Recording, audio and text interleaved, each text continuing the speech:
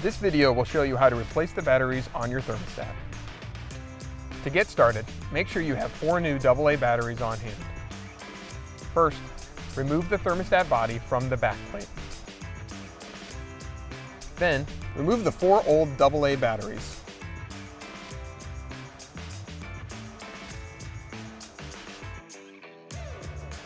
And replace them with the 4 new AA batteries. Be sure to follow polarity guidelines.